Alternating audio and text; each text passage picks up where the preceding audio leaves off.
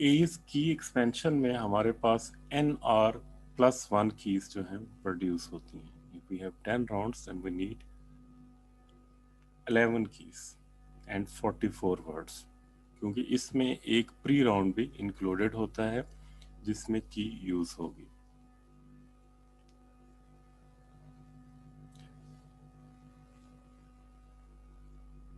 सबसे पहले जो की को फर्स्ट 4 वर्ड्स जो होते हैं ऑफ द एक्सपेंडेड की में कॉपी किया जाता है। बाकी जो एक्सपेंडेड की होती है वो हर जो रिमाइंडर बाकी जो कॉलम्स होते हैं उनमें उनको फिल इन किया जाता है। इसमें जितने भी वर्ड्स होते हैं, word WI depends on the immediately preceding word WI-1, यानी कि हमारे पास अगर वर्ड 4 है तो वो वर्ड 3 पे डिपेंड करता है, अगर वर्ड 5 है तो वो वर्ड 4 पे डिपेंड करता है, और इस तरह हर वर्ड जो है दूसरे बैकवर्ड वर्ड्स के ऊपर डिपेंड कर रहा होता है, क्योंकि जो नेक्स्ट वर्ड है वो बैकवर्ड से प्रोड्यूस हो रहा होता है।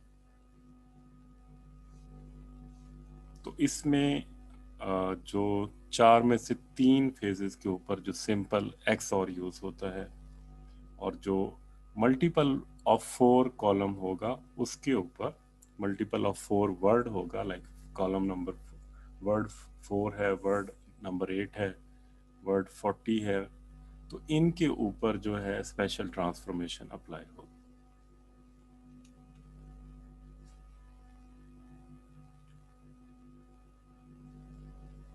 तो ये एल्गोरिदम है जिसको यूज़ किया जाता है की एक्सपेंशन के अंदर। इसमें जो पैरामीटर्स हैं, we have input of 16 byte की and we have to produce 44 words.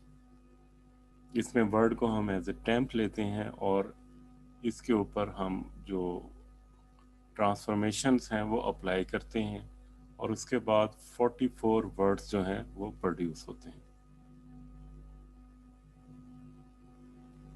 इसमें फिर सब्स्टिट्यूट वर्ड, रॉट वर्ड जो है वो मल्टीपल ऑफ 4 जो भी हमारे पास वर्ड होगा उस पे ये यूज़ होगा। बाकियों के ऊपर हम जो है वो एक्सऑर फंक्शन अप्लाई करेंगे।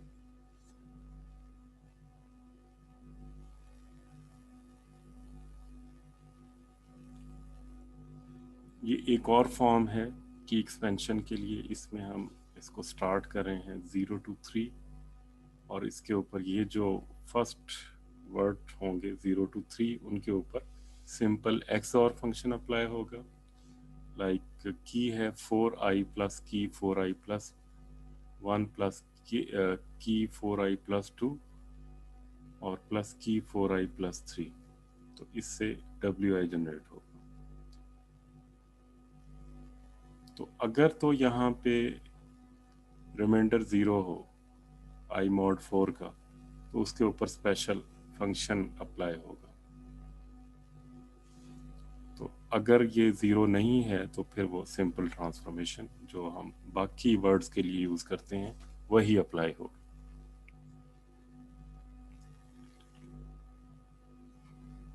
ये की एक्सपेंशन प्रोसेस है। इसमें हमारे पास ये 128 बिट की है।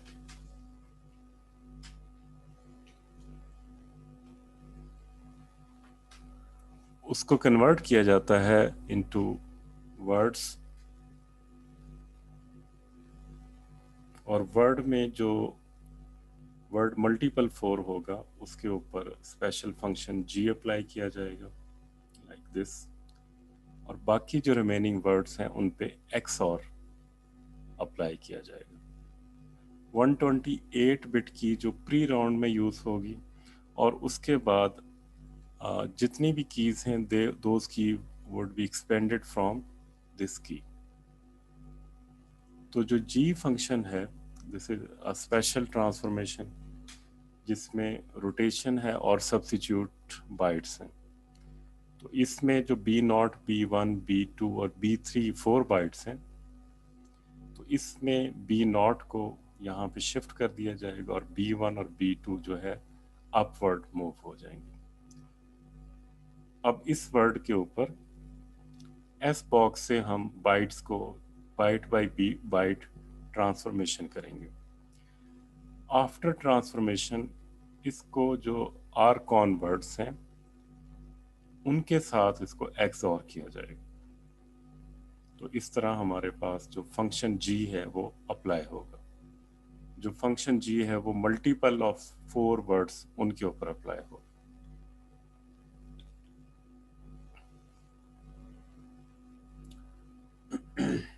इसमें रोट वर्ड का फंक्शन यूज होता है। रोट वर्ड क्या करता है, ये 1 बाइट सर्कुलर लेफ्ट शिफ्ट है ऑन अ वर्ड। लाइक हमारे पास B0 है, B0, B1, B2, B3, इसको ट्रांसफॉर्म कर देंगे सर्कुलर लेफ्ट शिफ्ट में। तो ये जो 3 कीज हैं, 3 बाइट हैं, ये लेफ्ट मूव हो जाएंगी और जो 0 पे है ये यहाँ पे ट्रांसफॉर्म हो जाएगी। तो आफ्टर लेफ्ट सर्कुलर शिफ्ट ये 4 bytes B1, B2, B3, B0 में कन्वर्ट हो जाएंगे।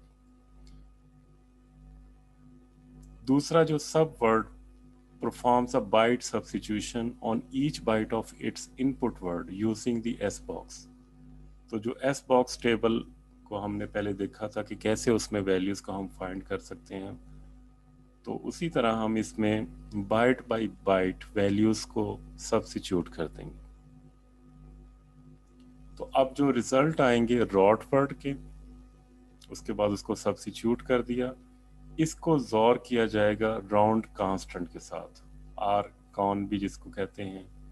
तो हर राउंड के लिए जो राउंड कांस्टेंट है वो डिफाइंड है। इसको हम गैल्वेस फील्ड के जरिए भी कैलकुलेट कर सकते हैं, या फिर ये जो गिवन टेबल है इसको हम यूज करके हम इसको अप्लाई कर सकते हैं।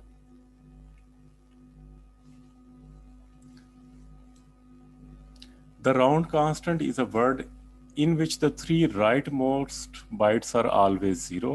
Thus, the effect of an XOR of a word with round constant is to only perform an XOR on the leftmost byte of the word. The round constant is different for each round and is defined as rcon j, where rcon j, 0, 0। तो ये 3 bytes जो हैं right most ये 0 होंगी और जो left most first bite होगी उसमें वैल्यू होगी। फॉर एग्जांपल जो राउंड 1 के लिए 1 है, राउंड 2 के लिए 2 है, और इसी तरह राउंड जो जे है उसको अगर हमने इसमें प्रोड्यूस करना है तो 2 into R J minus 1 and with multiplication defined over the field Galvez field 2 raised to power 8, the values of RJ in hexadecimal। तो ये वैल्यूज जो 10 राउंड्स के लिए हम इनको प्रोड्यूस कर सकते हैं। फॉर एग्जांपल राउंड की जो है राउंड 8 के लिए हमारे पास EAD273 है। तो इसमें जो फर्स्ट 4 बाइट्स हैं, फर्स्ट कॉलम जो है of the round key for round 9 are calculated as follows.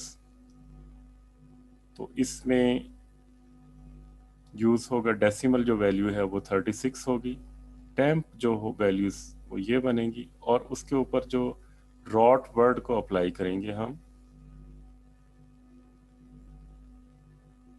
Rot word में क्या होगा, ये जो 7F है ये लास्ट पे चली जाएगी और बाकी बाइट्स आगे शिफ्ट हो जाएंगी। इसके बाद इन वैल्यूज को हम एस बॉक्स में सब्स्टिट्यूट कर देंगे और एक्स और करेंगे आरकॉन के साथ। आरकॉन की वैल्यू है 1B00। तो राउंड कांस्टेंट के साथ एक्स और करने के बाद ये वैल्यूज आ जाएंगी। तो हमारे पास जो वैल्यू आएगी वो WI-4 के ऊपर EAD27321 आ जाएगी, और इसको अगेन एक्स और किया जाएगा WI-4 के साथ।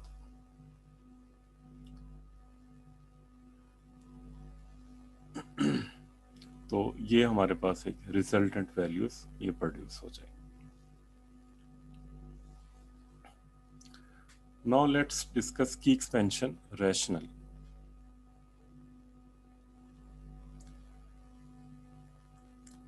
The Rendall developers designed the expansion key algorithm to be resistant to known crypt analytic attacks.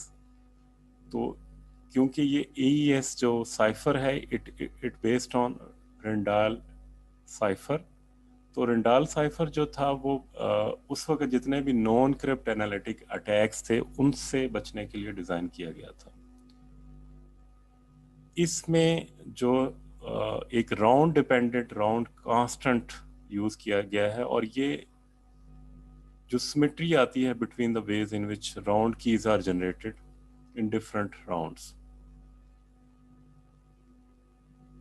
तो हर राउंड के ऊपर जो की जनरेट होती है वो डिफरेंट होती है, उसमें कोई सिमेट्री नहीं होती कि उससे गेस किया जा सके, कैलकुलेट किया जा सके कि राउंड 1 में अगर ये की है तो राउंड 2 में ये की हो सकती है। तो इसमें जो डिफरेंट ट्रांसफॉर्मेशंस अप्लाई की गई हैं उसकी वजह से it is hard to predict कि कौन सी की जो है नेक्स्ट राउंड के लिए यूज़ होगी।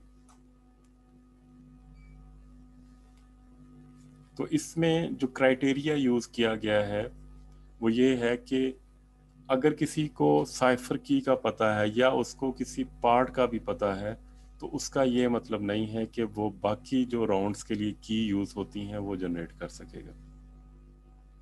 और इसमें कुछ ट्रांसफॉर्मेशन जैसे हमने देखा इन्वर्टिबल होती हैं, और इसकी जो स्पीड है इसको इम्प्लीमेंट करना वो इजी है, इसकी जो कंप्यूटेशन कॉस्ट है वो ज़्यादा नहीं है।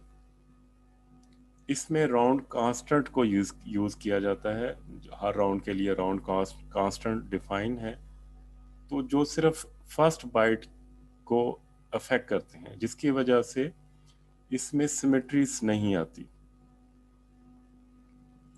इसमें डिफिजन होती है ऑफ साइफर की, हर राउंड की जो हमारे पास एक्सपेंडेड की आती है वो डिफरेंट होती है। तो इसमें जो राउंड की होती है वो साइफर की से डिफरेंट होती है, और इस वजह से इसको हम सिंपली जो है इम्प्लीमेंट कर सकते हैं। नेक्स्ट देखते हैं हम एक एग्जांपल। तो इसमें हमारे पास ये प्लेन टेक्स्ट है जिसको हमने इनक्रिप्ट करना है और इसकी की डिफाइंड है। आफ्टर अप्लाइंग की and all the processes of the encryption we have ciphertext this। तो इसमें जो साइफर टेक्स्ट है इसका कोई भी रिलेशन ना की के साथ है ना कोई प्लेन टेक्स्ट के साथ है। हम प्रिडिक्ट नहीं कर सकते ना की को ना प्लेन टेक्स्ट को, क्योंकि इसमें डिफ्यूजन इतनी है कि it is very hard to predict from cipher text to key और plain text.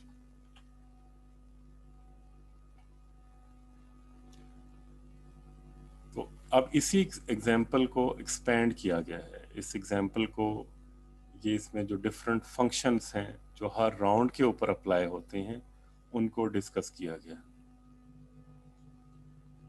Table 6.3 shows the expansion of the 16-byte key into 10 round keys. As previously explained, this process is performed word by word, with each 4-byte word occupying one column of the word round key matrix. The left hand column shows, तो हमारे पास जो की words हैं like W0 1 से लेके W3 तक, तो इसको हमने फॉर्मेट किया है इनटू वर्ड्स, और फिर उसके बाद जब W4 हमने जनरेट करना है तो इसके लिए W0 को एक्सऑर करेंगे Z1 के साथ और फिर ये वैल्यू जनरेट होगी।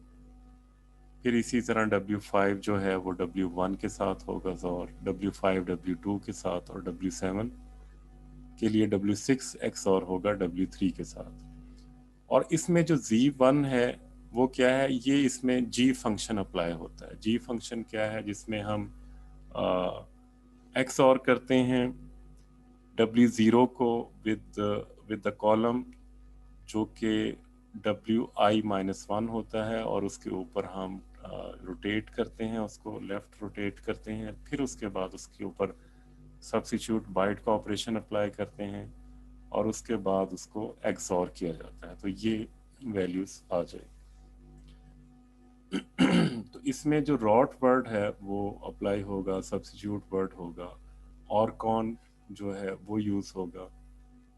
तो इस तरह हर राउंड के ऊपर ये जितने भी वर्ड्स जनरेट होंगे उनके ऊपर जो हमने पहले डिस्कस किया, जितनी भी ट्रांसफॉर्मेशंस रिक्वायर्ड हैं वो इनके ऊपर अप्लाई होंगी, और इस तरह हमारे पास जो कीज जो हैं वो जनरेट होती जाएंगी।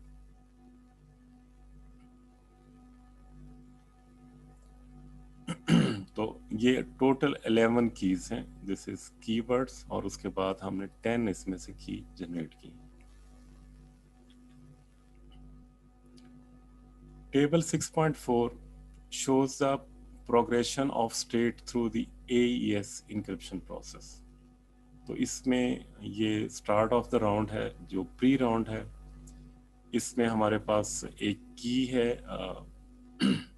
दिस इज राउंड की, और ये स्टार्ट ऑफ राउंड है। तो हर राउंड के ऊपर हम इसमें ये 4 ट्रांसफॉर्मेशन अप्लाई करते हैं। इसमें जो फर्स्ट कॉलम है ये स्टेट वैल्यूज, तो जो प्लेन टेक्स्ट आता है ये this is a plain text. जो सेकंड और थर्ड एंड फोर्थ कॉलम है वो शो करते हैं state of the round after the substitute, byte, shift rows and mix column transformation respectively. और जो इसमें फिफ्थ कॉलम है वो शो करता है राउंड की, और इनको हम वेरीफाई भी कर सकते हैं जो हमने कीज जनरेट की हैं टेबल 6.3 के अंदर। जो फर्स्ट कॉलम है shows the value of state resulting from the bitwise XOR of state after preceding mix column with the round key for the preceding round। तो ये जब सारी ट्रांसफॉर्मेशंस इसके ऊपर अप्लाई हो जाती हैं तो फिर उसके बाद हमारे पास ये साइफर टेक्स्ट प्रोड्यूस होता है, और इसमें ये जितने भी इंक्रिप्शन के प्रोसेसेस हैं और जो फंक्शंस अप्लाई होते हैं उसके बाद ये रिजल्टेंट टेक्स्ट हमारे पास आता है। और हर राउंड के ऊपर जो एक्सपेंडेड की है वो भी यूज होती है राउंड की में।